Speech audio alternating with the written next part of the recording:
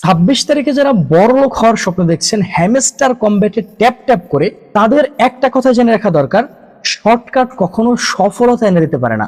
আর শর্টকাটের দ্বারা যেই সফলতা আসে সেটা মানুষকে সবকিছু দিলেও কখনো শান্তি দিতে পারে না। আর আপনারা যারা বিশ্বাস করছেন যে 26 তারিখে হ্যামস্টার থেকে টাকা পাবেন, তারা কি ভেবে দেখেছেন যে শুধুমাত্র মোবাইলে ট্যাপ ট্যাপ করতেছেন এর থেকে আপনার টাকা চলে আসবে? যারা দিবে তারা টাকা কোত্থেকে দিবে? এদের বিজনেস মডেলটা কি? ওরা তো ওদের বাবার জায়গা জমি বেচে টাকা দিবে না। মনে রাখবেন, ওরা যদি আপনাদেরকে টাকা দেয়, অন্তত পক্ষে আপনাদের থেকে 1000 গুণ বেশি টাকা নিজেরা খাবে, আর আপনাদেরকেও কিছু হয়তোবা দিবে। তো এই টাকা আসবে কোত্থেকে? দেখুন, ওরা ডিক্লেয়ার দিয়ে দিয়েছে যে 26 তারিখে আপনারা ডলার উইথড্র করতে পারবেন। এর মানে আপনারা যে ট্যাপ ট্যাপ করে কয়েন কামাইতেছেন, ওই কয়েনগুলোর ভ্যালু আছে। অর্থাৎ 26 তারিখে ওই কয়েনগুলোর ভ্যালুর মাধ্যমে আপনারা ডলার ইনকাম করতে পারবেন, অর্থাৎ ডলার উইথড্র করতে পারবেন। তার মানে আপনাদের কাছে ওই কয়েনের দাম এখন অনেক বেশি।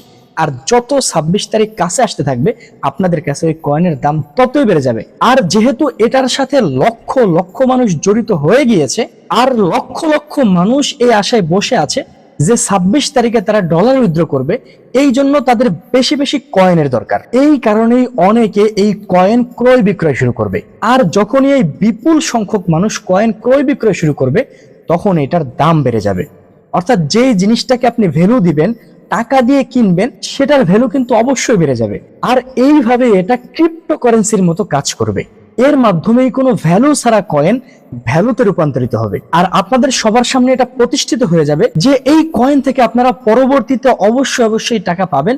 বেশি বেশি আপনারা কয়েন কালেক্ট করতে থাকবেন, আর আপনাদের মধ্যে এই কয়েন ক্রয় বিক্রয়টা আস্তে আস্তে বাড়তে থাকবে। কিন্তু হঠাৎ করে দেখবেন এই হ্যামস্টার কম্ব্যাট বিভিন্ন ধরনের ক্রাইটেরিয়া দিয়ে দিচ্ছে, সবাইকে কিন্তু এই কয়েন থেকে টাকা উইথড্র করার সুযোগ দিবে না। বিভিন্ন অজুহাত দিয়ে বিভিন্ন ভাবে অনেককে ডিসকোয়ালিফাই করে দিবে, কিছু মানুষকে টাকা দিবে। হতে পারে তো যে কোনো কিছু।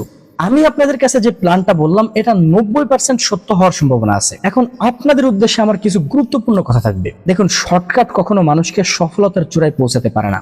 এই মুহূর্তে যদি আমি কোটি কোটি টাকা পেয়ে যাই, তাহলে আমি সেই টাকা দিয়ে যা খুশি তাই করতে পারবো ঠিকই, কিন্তু সেটা আমার কখনো সফলতা হবে না। সেটার মাধ্যমে আমি কখনো শান্তি পাবো না। মুসলমানদেরকে ওরা বিভিন্ন ধরনের লোভ দেখিয়ে তাদের মন মানসিকতা, আদর্শ সব এভাবেই নষ্ট করে দিচ্ছে।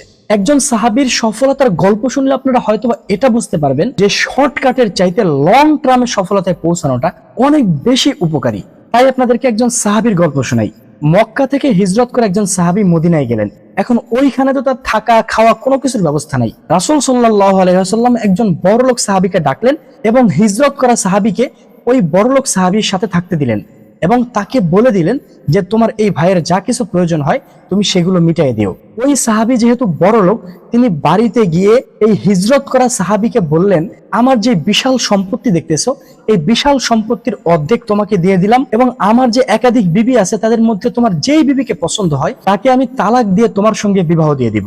অর্থাৎ সে রাতারাতি সবকিছু পেয়ে যাবে। কিন্তু ওই সাহাবী ওই সব কিছু অস্বীকার করলেন এবং তিনি বললেন, এগুলো কিচ্ছু আমাকে দেওয়ার তোমার দরকার নাই, তুমি আমাকে শুধু দেখিয়ে দাও মদিনার বাজার কোন দিকে।